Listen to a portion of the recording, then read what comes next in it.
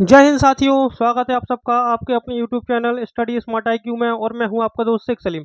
और आज मैं फिर आपके लिए लेकर आ चुका हूं SSC CGL 2025 के लिए GK GS की क्लास, जिसमें हम प्रीवियस ईयर क्वेश्चन से डिस्कस कर रहे हैं जो कि SSC CGL ने पिछले सालों में डिस्कस किए हैं या पूछे हैं। तो यहाँ पर जो है आज के क्वेश्चन 13 सितंबर 2024 शिफ्ट बन के लिए गए हैं। इससे पहले हम 16 क्लासेस कर चुके हैं और आज की जो है इसकी 17वीं क्लास है। तो अगर आपको वीडियो पसंद आती है तो लाइक करें, शेयर करें, सब्सक्राइब करना ना भूलें। इसके अलावा आपके कोई रिलेटिव्स हैं, फ्रेंड्स हैं जो SSC CGL की प्रिपरेशन कर रहे हैं, तो आप उनको भी ये वीडियो शेयर करना ना भूलें। तो चलिए पहला क्वेश्चन लेते हैं, देखते हैं 13 सितंबर की शिफ्ट 1 में क्वेश्चन कैसे पूछे गए थे GK GS के। तो पहला क्वेश्चन है, संध्याकर नंदी द्वारा रचित संस्कृत ऐतिहासिक कविता रामचरित्र के नायक निम्नलिखित में से कौन है? तो रामचरित्र के नायक सॉरी कौन है इनमें से? गोपाल, देवपाल, रामपाल या धर्मपाल? तो इसका जो राइट आंसर है, तो इसके जो नायक है तो ये है कौन है? रामपाल। रामपाल कौन है? रामपाल जो है तो ये पाल वंश के एक शासक थे। अगर हम बात करें, यहाँ पर दिख रहा होगा गोपाल, तो गोपाल जो है तो ये पाल वंश के संस्थापक हैं। क्या? पाल वंश के संस्थापक यानी फाउंडर हैं पाल वंश के। फाउंडर ऑफ पाल वंश इज गोपाल। फिर इसके अलावा देवपाल और धर्मपाल ये भी जो है ये पाल वंश के शासक हैं। चलिए आगे बढ़ते हैं। 2011 की जनगणना के अनुसार किस केंद्र शासित प्रदेशों के समूह में सर्वाधिक लिंगानुपात दर्ज किया गया था? पुदुचेरी, दिल्ली, अंडमान और निकोबार द्वीप समूह, या फिर पुदुचेरी, लक्षद्वीप, अंडमान निकोबार द्वीप समूह, चंडीगढ़, पुदुचेरी, लक्षद्वीप, या फिर चंडीगढ़, पुदुचेरी और दिल्ली? तो इसका जो राइट आंसर है, तो 2011 की जनगणना के अनुसार सबसे अधिक लिंगानुपात जो प्रदेशों में है तो ये है केंद्र शासित प्रदेशों में, ये है पुदुचेरी, लक्षद्वीप एंड अंडमान और निकोबार में। अगर हम बात करें पुदुचेरी की, ठीक है, तो पुदुचेरी का जो लिंगानुपात है ये कितना है? ये है 1037। कितना? 1037। अगर हम बात करें लक्षद्वीप की, तो लक्षद्वीप का जो लिंगानुपात है ये कितना है? ये है 946। और अंडमान और निकोबार द्वीप समूह का जो है तो ये है 968 इनका लिंगानुपात है। लिंगानुपात मतलब होता है कि 1000 पुरुषों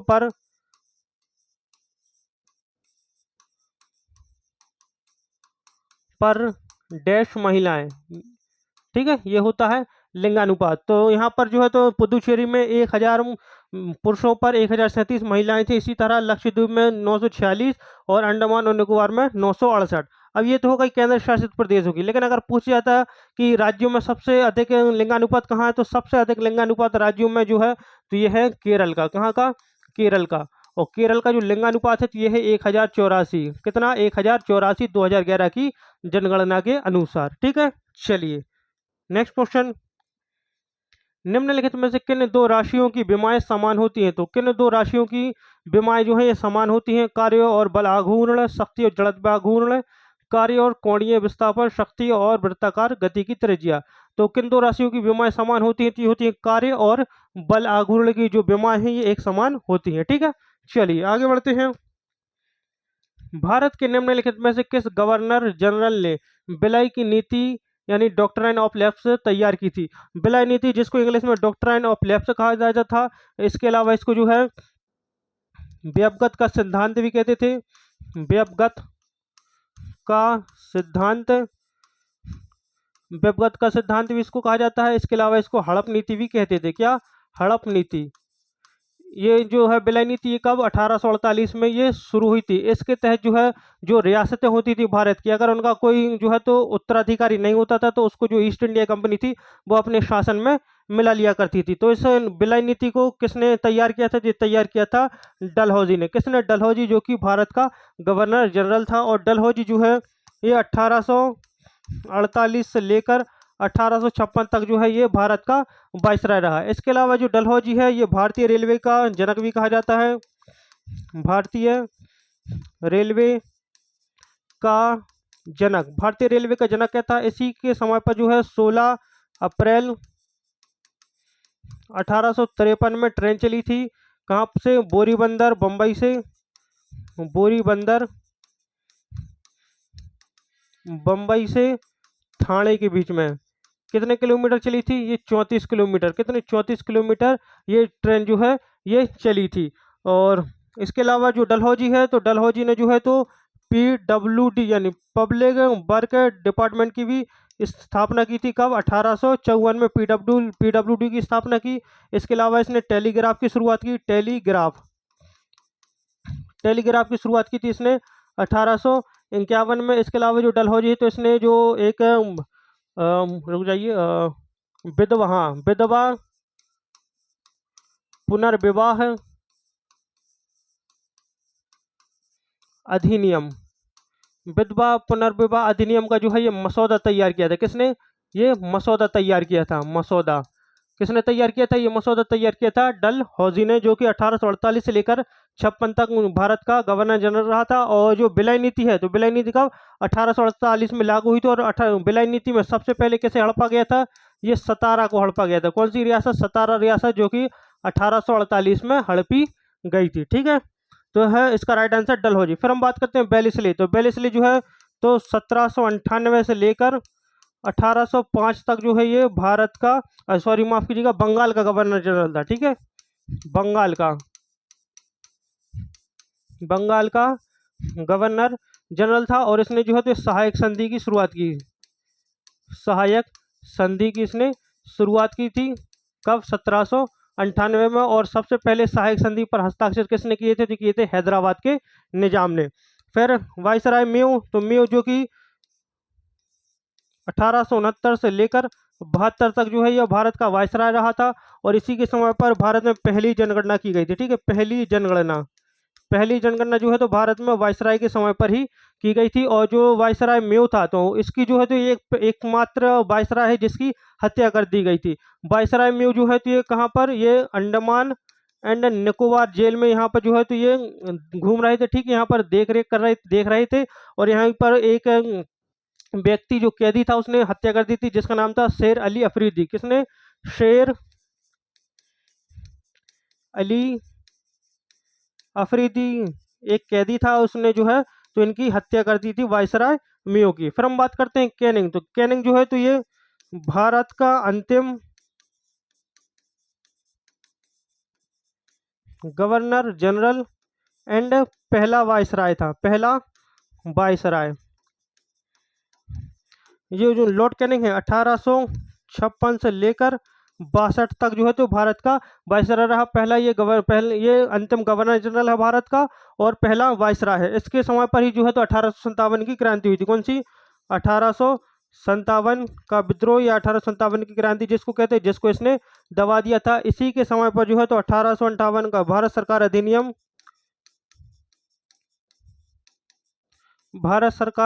1858 जो इसी के समय पर आया था। इस अधिनियम के तहत जो ईस्ट इंडिया कंपनी के हाथों में जो शक्ति थी, शासन की शक्ति थी, उसको जो है तो ब्रिटिश क्राउन के हाथों में चला गया था, यानी उसको हस्तांतरण हो गया था। पहले जो है राज कौन करता था? ईस्ट इंडिया कंपनी करती थी। लेकिन 1857 के विद्रोह के बाद 1858 में भारत सरकार अधिनियम आया, जिसके तहत जो है तो ईस्ट इंडिया कंपनी के हाथों से छीनकर शक्ति शासन भारत का किसके पास चला गया? ये जो है तो इंग्लैंड के क्राउन के पास चला गया था। फिर इसके अलावा जो यहाँ पर विधवा पुनर्विवाह अधिनियम था, जिसका मसौदा तैयार किया था किसने? डलहौजी ने इसको लागू किया। किसने? कैनिंग ने। कैनिंग ने जो है इसको लागू किया था। इसके अलावा 1861 में एक अधिनियम आया जो है उच्च न्यायालय अधिनियम। माफ रुक जाइए, भारतीय उच्च न्यायालय अधिनियम, यानी इंडियन हाई कोर्ट एक्ट आया कब? 1861 में, जिसके तहत जो है तो कलकत्ता, मद्रास एंड बम्बई में जो है तो ये हाई कोर्ट खोले जाने थे। और इनकी जो नींव रखी गई फिर इन तीनों की, तो इनकी जो नींव रखी गई थी हाई कोर्ट्स की, ये कब? 1862 में रखी गई थी। ठीक है, तो इन सारी चीज़ों को आप नोट कर लेंगे और वीडियो खत्म होने के बाद आप रिवाइज जरूर करें। और रिवाइज करने का तरीका मैं बताता रहता हूँ कि आपको जो है तो बार बार रिवाइज करना, कम से कम 3 बार तो पहली बार में रिवाइज करना ही है। नेक्स्ट क्वेश्चन, निम्नलिखित में से कौन सा मानव निर्मित पारिस्थितिकी तंत्र है? तो मानव निर्मित पारिस्थितिकी तंत्र कौन सा है? एक्वेरियम, मरुस्थल, वन या घास के मैदान? तो देखिए, जो मरुस्थल, वन और घास के मैदान है ये मानव द्वारा निर्मित नहीं है। ये एक्वेरियम जो है तो ये भारत के द्वारा मानव के द्वारा निर्मित है। ठीक है, चलिए नेक्स्ट क्वेश्चन, निम्नलिखित में से किस प्रसिद्ध भारतीय महिला क्रिकेटर ने जून 2022 में संन्यास की घोषणा की थी? तो जून 2022 में घोषणा की थी किसने? तो ये की थी मिताली राज ने। ठीक है, मिताली राज जो कि इंडियन क्रिकेट महिला क्रिकेट टीम की कैप्टन भी रह चुकी हैं, ये बैट्समैन खिलाड़ी हैं और इन्होंने जून 2022 में जो है तो संन्यास की घोषणा कर दी थी। इसके अलावा स्मृति मंदाना अभी भी खेलती हैं। ठीक है, झूलन देवी इन्होंने जो है इन्होंने भी संन्यास ले लिया और ये हमारे देश की तेज गेंदबाज थी। और अंजुम चोपड़ा ये भी एक पुरानी महिला क्रिकेटर हैं जो कि भारत से ही संबंधित है। नेक्स्ट क्वेश्चन, 2019 के लिए एम एस सुब्बुलक्ष्मी पुरस्कार से बनी जयराम को किस राज्य ने सम्मानित किया था? तो किस राज्य सरकार ने सम्मानित किया था 2021 के लिए एम एस सुब्बुलक्ष्मी पुरस्कार से? तो ये जो है तो कर्नाटक सरकार ने इनको जो है ये सम्मानित किया था। किसको? बनी जयराम को। अगर हम बात करें एम एस सुब्बुलक्ष्मी, तो ये एक कर्नाटक गायिका हैं, कर्नाटक की गायिका या संगीतकार जिनको कहते हैं। और इनको जो है 1998 में जो है ये 1998 में जो है इनको भारत रत्न दिया गया था और भारत रत्न प्राप्त करने वाली ये पहली गायिका यानी संगीतकार है। ठीक है, पहली संगीतकार हैं जिनको भारत रत्न दिया गया था। नेक्स्ट क्वेश्चन, भारत के किस क्षेत्र में गर्मियों में कम वर्षा होती है लेकिन उत्तर पूर्वी हवाओं के कारण सर्दियों के मौसम में भारी बारिश होती थी? कहाँ पर होती थी? होती है पूर्वी तटीय क्षेत्रों में। कहाँ पर? पूर्वी तटीय क्षेत्रों में। नेक्स्ट क्वेश्चन, सूची 1 में दिए गए खेलों का मिलान सूची 2 में दिए गए उन खिलाड़ियों से करें जो 2022 में अपनी खेल उपलब्धियों के लिए चर्चा में थे। तो सूची 1 में खिलाड़ी दिए हुए हैं और उनका खेल दिया हुआ है। तो लक्ष्य सेन की हम बात करें तो बैडमिंटन से संबंधित हैं। रमेश बाबू प्रज्ञानंद ये जो है तो ये किससे माफ कीजिएगा, ये शतरंज से संबंधित है। निखत जरीन ये मुक्केबाजी से और रुद्राक्ष पाटिल ये शूटिंग से। ठीक है, रुक जाइए। लक्ष्य सेन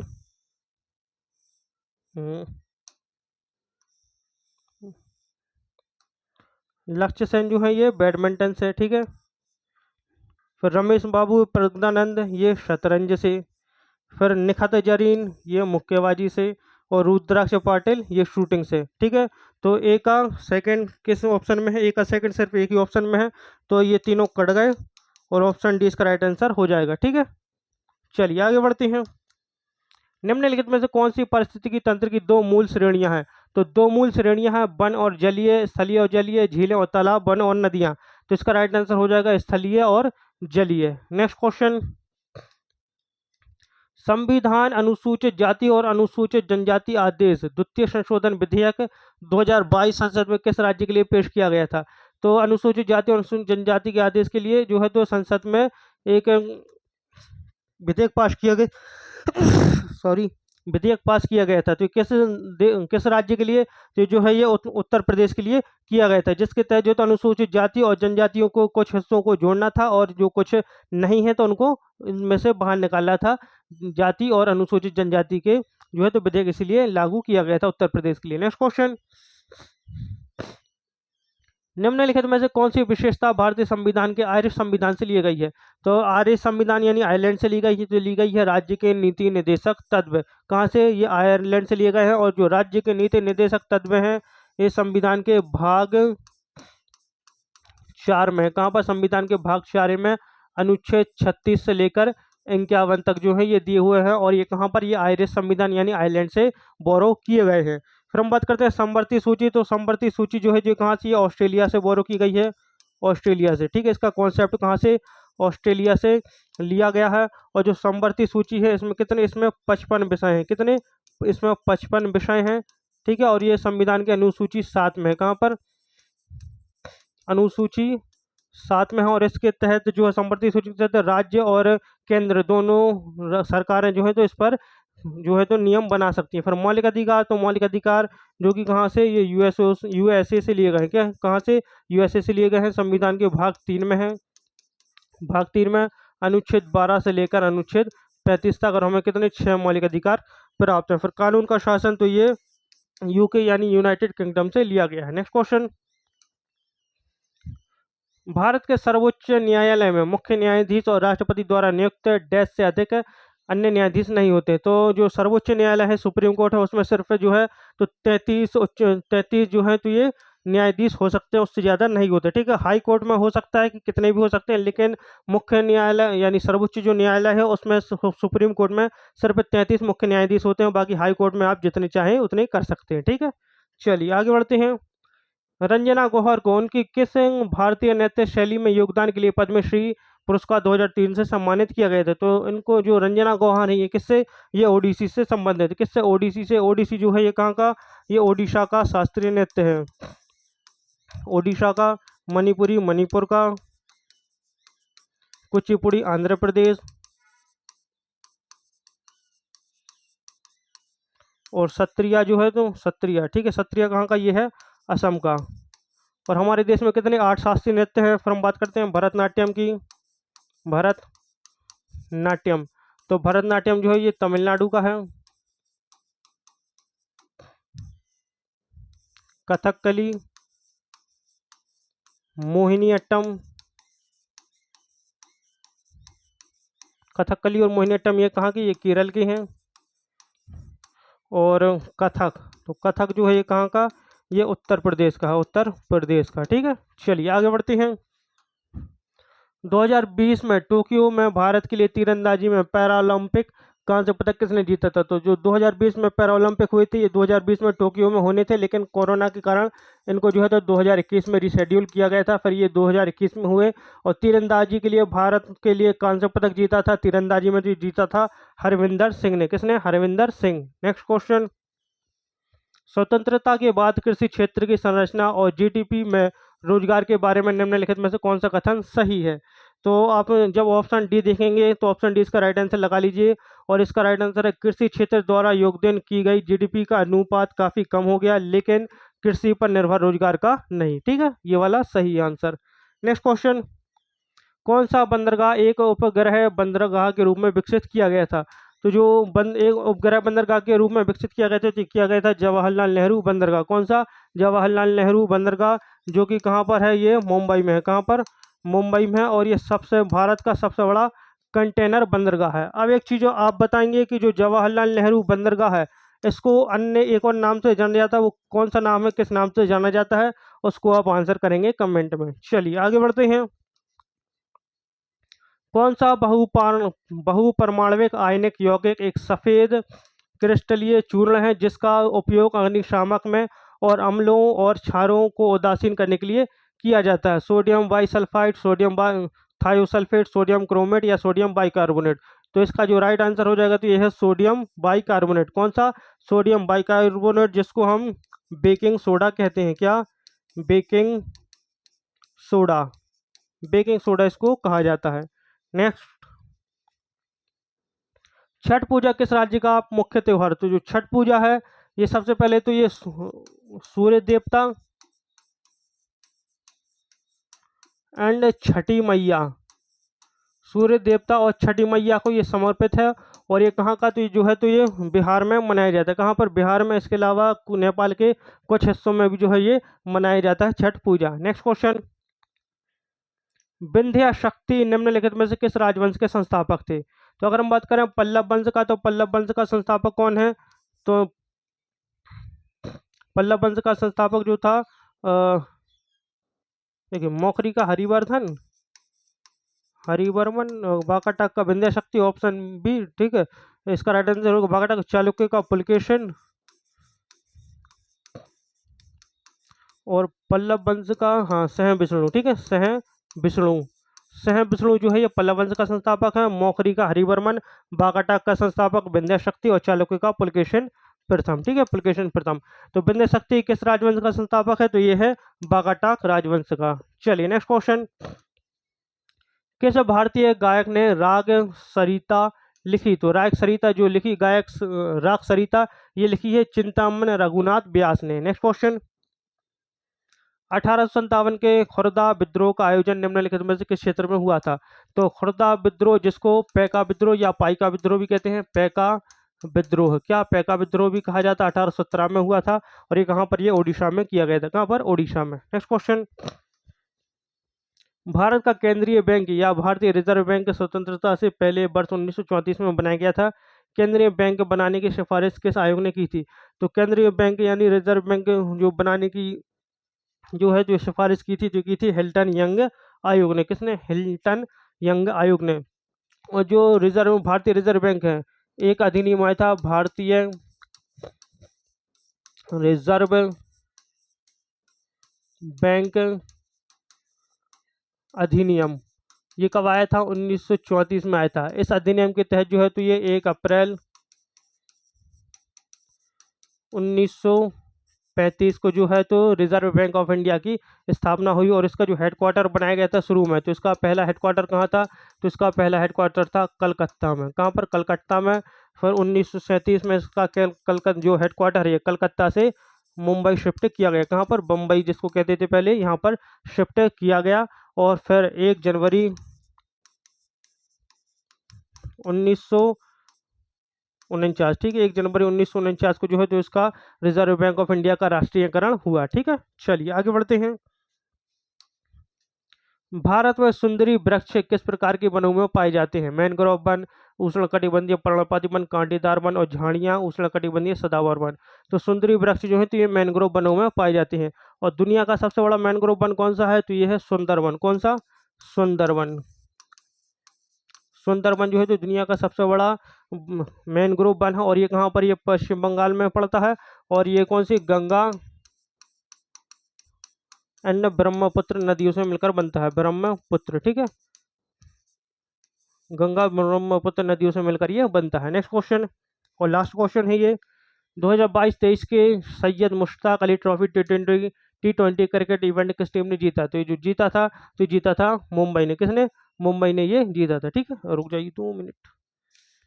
हाँ बिल्कुल सही है, मुंबई ने ही ये जीता था। तो ये थे हमारे आज के क्वेश्चन एसएससी सीजीएल 2025 के लिए, जिसमें हमने प्रीवियस क्वेश्चन से डिस्कस करे। आई होप आपको ये वीडियो पसंद आई हो। अगर वीडियो पसंद आती है तो लाइक करें, शेयर करें, सब्सक्राइब करना ना भूलें। मिलते हैं आपसे अगली वीडियो में, तब तक के लिए good luck and good bye. Thank you.